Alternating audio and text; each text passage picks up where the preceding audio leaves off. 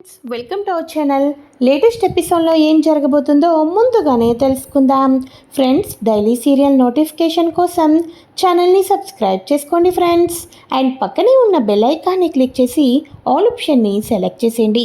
ఇక కళ్యాణ్, అప్పు ఇద్దరు కూడా మార్నింగే వెజిటేబుల్స్ అవి కొనుక్కొని వస్తూ ఉండగా అనామిక తన బాయ్ ఫ్రెండ్ తోటి అయితే ఎంట్రీ అయితే ఇచ్చేస్తుంది కదా.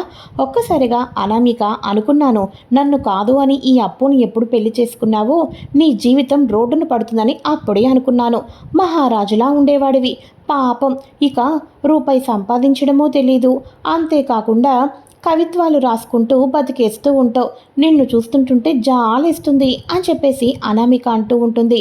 నువ్వు మమ్మల్ని చూసి అంత జాలి పడాల్సిన అవసరం ఏమీ లేదు.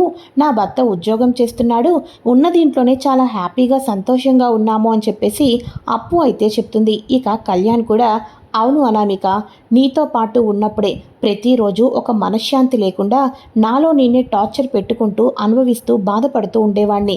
ఇప్పుడు నేను హ్యాపీగా ఇక ఆకాశంలో ఎగురుతున్న పక్షిలాగా ఆనందంగా ఉన్నాను. అయినా నీ దరిద్రం అప్పుడే వదిలించుకున్నాను, మళ్ళీ మాకేంటి ఈ న్యూసెన్స్ అని చెప్పేసి అంటూ ఉంటే తన బాయ్ ఫ్రెండ్ని పరిచయం చేస్తుంది. ఇక స్వరాజ్ గ్రూప్ ఆఫ్ కంపెనీని త్వరలో ఇతనే కుప్పకూల పొట్టేటట్టు చేయబోతున్నాడు, మేము ఇంకొంచెం ముందుకు వెళ్ళబోతున్నాం అని అనగానే అనామిక పరువు మొత్తం తీసి పెట్టేస్తుంది మన అప్పు అయితే. చూడు బ్రదర్, ఇది నిన్ను కావాలని ప్రేమించేమీ నిన్ను వలవేయలేదు, నువ్వు కొంచెం ఉన్నోడివని నిన్ను వలవేసింది. ఇక రేపో మాపో నువ్వు మళ్ళీ మాకు నెక్స్ట్ టైం కలిసేటప్పుడు కల్లా నీకు ఈ సూట్ ఉండదు, ఈ బూట్ ఉండదు, వెనకాతలు ఉన్న కారు ఉండదు, కంపెనీలో ఒక్క షేరు ఉండదు, మొత్తానికి పతనమైపోతావు. ఎందుకంటే నీ పక్కన ఉన్న ఐరన్ లెగ్గు మొత్తానికి నాకేస్తుంది. ఇక నిన్ను పూర్తిగా ఒక పిచ్చోన్ని చేసేస్తుంది. ఎందుకు చెప్తున్నానో కొంచెం జాగ్రత్తగా ఉండు అని చెప్పేసేసి పద వెళ్ళిపోదాం అని చెప్పేసి అప్పు వాళ్ళైతే వెళ్ళిపోతారు. వీళ్ళకి మన ప్రేమ అర్థం కావటం లేదులే, పద వెళ్ళిపోదాం అని చెప్పేసి అనామిక వాళ్ళు కూడా అక్కడి నుంచి అయితే వెళ్ళిపోతారు. ఇక వెంటనే వీళ్ళని మాటలు విన్నావు కదా, కాబట్టి మనం స్వరాజ్ గ్రూప్ ఆఫ్ కంపెనీని ఎలాగైనా దెబ్బ కొట్టాల్సిందే అని అనామిక అంటూ ఉంటుంది. చూస్తావు కదా, ఎప్పటి నుంచో నాకు ఆ రాజ్ పతనం చూడాలని, ఆ రాజ్ ఓడిపోవటం నా కళ్ళారా చూడాలని కోరిక, అది అతి త్వరలోనే జరగబోతుంది అని చెప్పేసేసి అనామిక బాయ్ ఫ్రెండ్ కూడా మాట్లాడుకుంటూ ఉంటారు. అయితే ఇక ఇదిలా ఉండగా అక్కడ వచ్చేసేసి మార్నింగ్ బ్రేక్ఫాస్ట్ చేస్తూ ఉంటాడు రాజ్.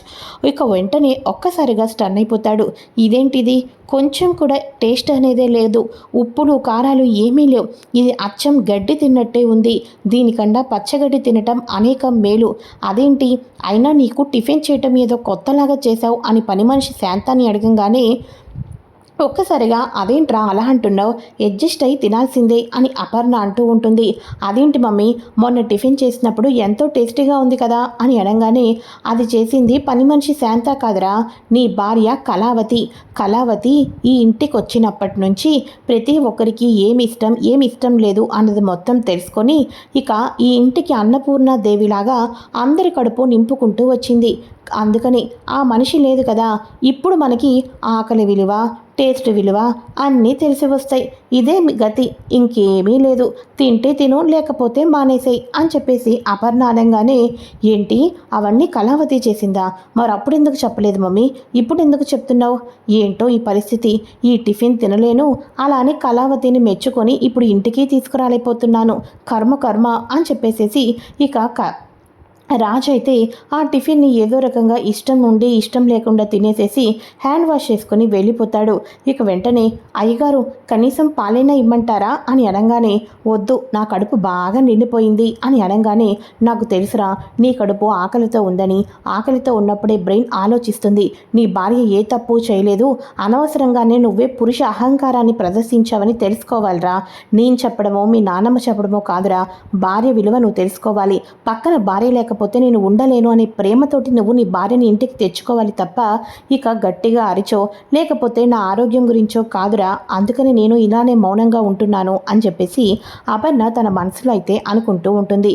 అయితే ఇక ఇదిలా ఉండగా కనకం వచ్చేసేసి ఉదయాన్నే కూతురికి కాఫీ ఇచ్చేద్దామని వచ్చేసరికి ఇంట్లో ఎక్కడా కనిపించదు. ఇక వెంటనే ఏదమ్మా ఉదయాన్నే అమ్మాయి ఎక్కడుందని కావ్య గురించి వెతుకుతూ ఉండగా వాళ్ళ నాన్నతో పాటు మట్టి పిసుకుతూ ఉంటుంది.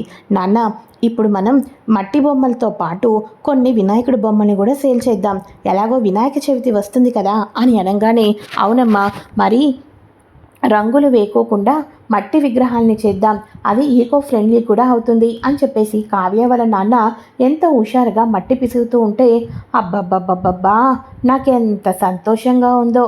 పెళ్లి చేసి ఒక పెద్ద అత్తారింటికి పంపించిన నా కూతురు అత్తారింట్లో ఉన్న వాళ్ళందరి యోగక్షేమాలు వదిలేసేసి కన్న తండ్రితో మట్టి పిసుక్కుంటుంటుంటే ఆహా నా కడుపు నిండిపోతుంది. ఏమయ్యోయ్, దానికైతే తెలీదు, నీకు కూడా తెలీదా? అత్తారింట్లో కాపురం చేసుకున్న అమ్మాయిని పట్టుకొని ఇక్కడ మట్టి పిసికిస్తున్నావు, నీకేమైనా కొంచెమైనా బుర్రందయ్యా? ఏమైనా ఉందంటే అడ్డంగా బుర్ర ఊపుతున్నావు అని చెప్పేసి కనకం కృష్ణమూర్తిని అంటూ ఉంటుంది. ఇక వెంటనే అబ్బా అమ్మా, అనవసరంగా నువ్వు నాన్ననెందుకని మాటలు అంటున్నావు అని అనగానే, నీ ఊరుకోవే, నీకేమీ తెలీదు అని చెప్పేసి అనగానే, వచ్చి ముందు ఇలా కూర్చో కనకం అని అంటూ ఉంటాడు కృష్ణమూర్తి.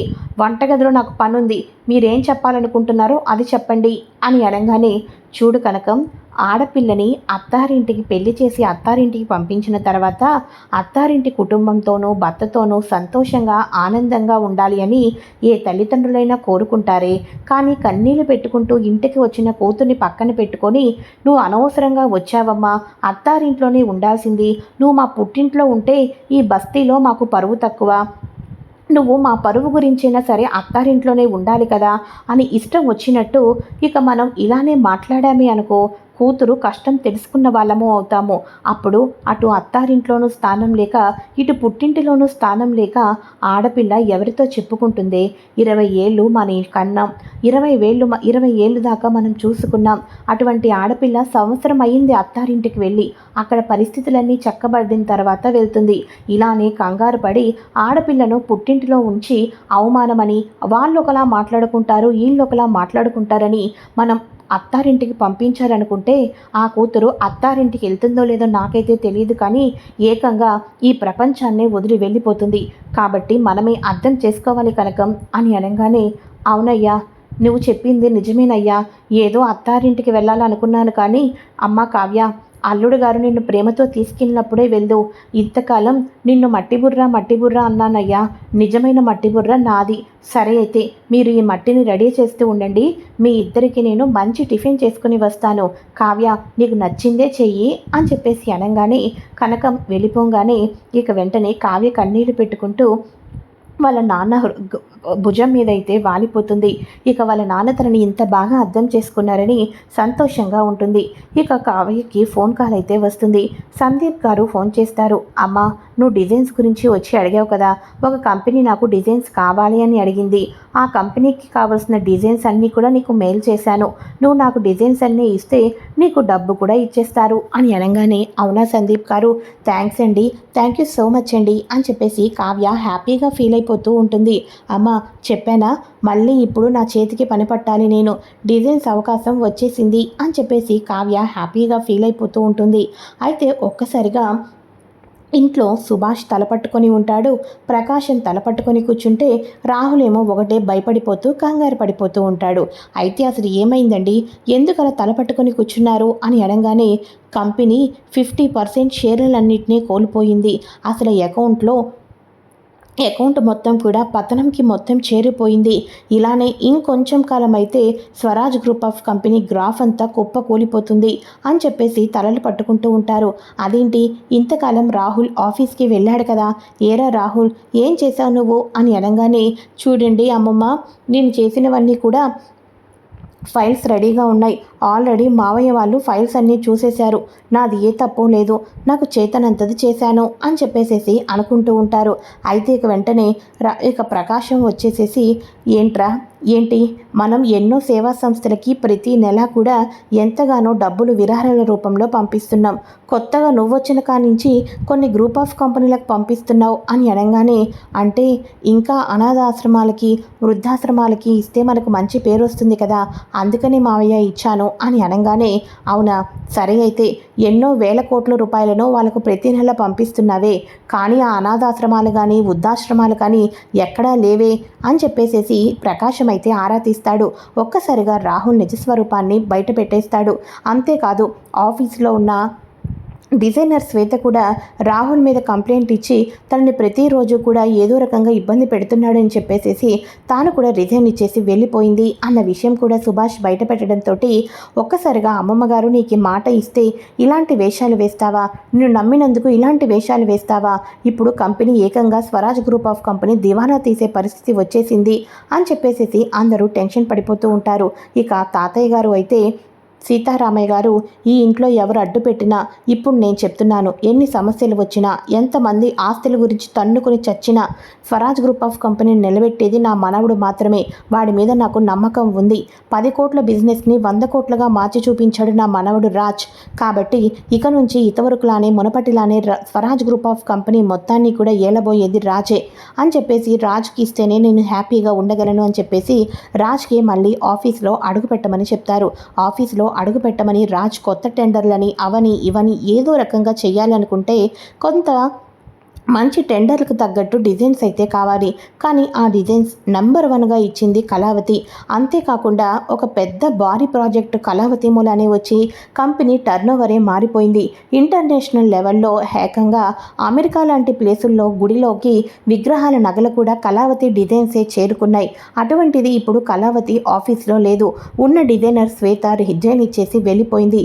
ఇక డిజైన్స్ అంతా కూడా కరువైపోతుంది.